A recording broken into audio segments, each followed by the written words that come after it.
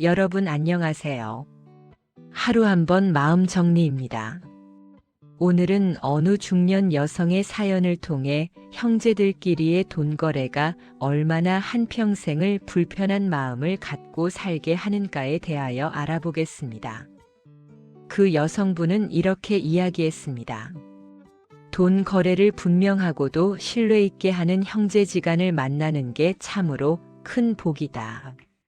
그렇지 못한 형제간을 만나면 한평생을 분노와 억울함이 있는 상태에서 살아가게 된다. 형제간에도 우리가 지켜야 할 인간관계는 크게 다르지 않습니다. 한평생을 살아보니 결국엔 모든 것은 내가 선택한 결과더라 라는 겁니다. 그 여성분은 남에게 돈을 빌리는 것을 싫어하는 성격의 소유자라 합니다. 없으면 없는 대로 살고 본인 주제에 맞게 살려고 노력하는 사람입니다.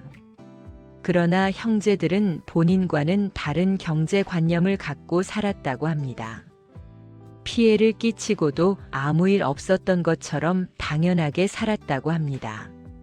하도 수십 년 전 일이라 지금은 그런 일이 있었는지까지 본인까지도 기억이 희미한 이야기지만 남의 돈을 가져간 사람은 잊어버려도 빌려준 사람들은 그것을 완전히 잊지는 못한다고 했습니다. 형제가 아니라 남이라면 사기를 당했다고 말이라도 할 텐데 이 부분은 참 풀리지 않는 숙제였다고 했습니다. 인생이 잘 풀리고 금전적으로 여유가 있었으면 그냥 형제들에게 기부했다고 하면 그만인데 인생이 그렇지가 않았다고 합니다. 자신의 잘못이 아닌 형제간의 잘못으로 인생의 단추가 꼬이면서 원치 않은 일을 하며 살았다고 했습니다. 그러다 보니 세월이 흘러 형제들과 여전히 교류하고 만나고 하면서도 자신의 인생이 힘들고 안 풀릴 때면 마음 한구석에는 형제들에 대한 원망과 분노가 있었다고 합니다. 그 중년 여성분은 자신은 형제 중 그 누구도 형제간끼리의 돈거래에 있어서 명확한 사람이 단 한 사람도 없었다고 합니다. 그런데 희한하게도 그 원망을 어머니에게 했다라는 겁니다. 어머니가 자식들을 그렇게 키워서 그렇다. 이 생각에 사로잡혀서 살았다고 합니다. 그 중년 여성분은 그 모든 것이 어릴 적부터 잘못된 교육을 한 어머니에게 있다고 했는데 제일 처음 형제에게 돈을 뜯긴 계기가 어머니란 겁니다. 젊은 시절에는 그 중년분의 어머니가 형제에게 500만 원을 빌려주라고 했다라는 겁니다. 그 당시 그 중년 여성은 돈이 없었는데 직장을 다니고 있어서 마이너스 대출을 받아서 해주기 싫은데도 본인이 갚아주니 어쩌니 가머니설로 속아서 해줬다고 합니다. 그러나 그 형제는 매달 나오는 그 몇만 원 이자도 단 한 번도 물어본 적도 없고 내본 적도 없고 빌려만 가고 아예 관심이 없었다고 합니다. 어머니란 분은 말로만 제도 갚으려고 한다면서 그 중년 여성분에게 알게 모르게 되려 희생을 요구했다라는 겁니다. 그것이 꼭 피해자와 가해자 같다고 했습니다. 그러다 보니 그 중년 여성은 마음 한구석에 늘 원가족에 대한 답답함이 항상 가슴 한편에 있었다고 합니다. 자신들이 한 일은 감쪽같이 잊은 듯한 모습들을 보면 화가 치밀어 올랐고 어떤 형제는 오히려 화를 내며 자신은 죽어도 형제와는 돈거래는 안 한다고 기억상실증에 걸린 것 마냥 확고하게 오히려 화를 내며 당당한 모습을 볼 때 모든 상황은 내가 만들었구나. 내가 형제들이 그런 거를 일찌감치 알아봤는데 또 똑같은 실수를 계속하고 살았구나. 이렇게 생각했다고 합니다. 우리는 살아가면서 돈을 빌려줄 수도 있고 빌릴 수도 있습니다.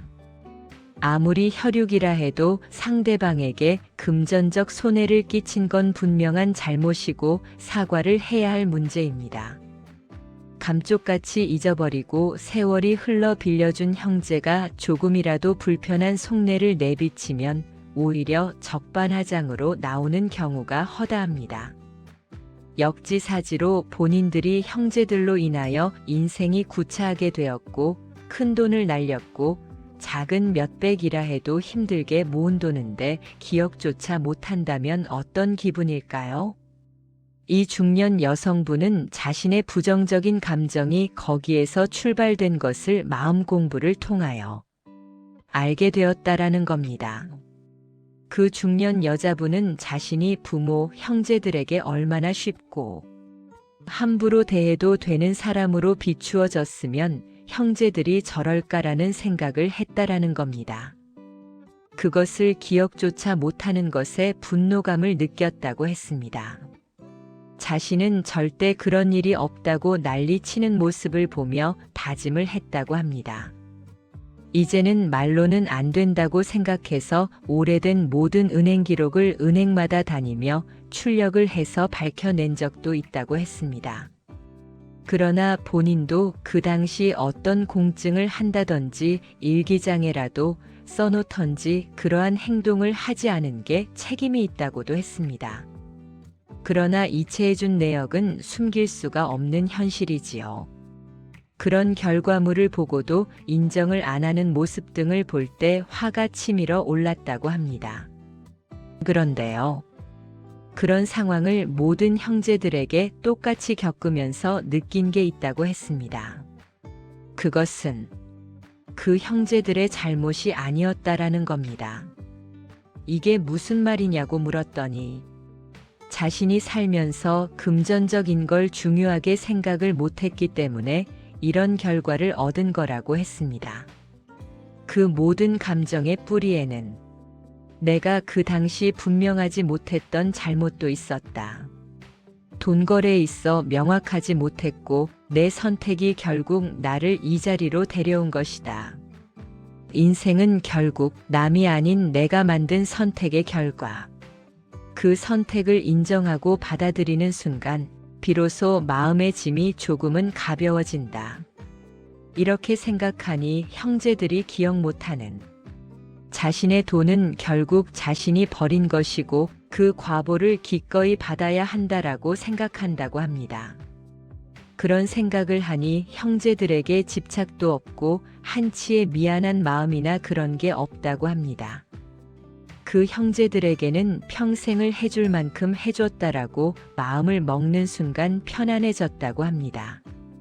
여러분, 인간관계, 특히나 형제 간의 인간관계에서 금전적인 게 엮이고 또 어느 한 형제가 피해를 볼 수 있습니다. 그럴 때 마음을 편안하게 가질 수 있는 방법은 단 하나입니다. 모든 선택은 내가 한 것이고 그 과보를 기꺼이 받아들이는 겁니다.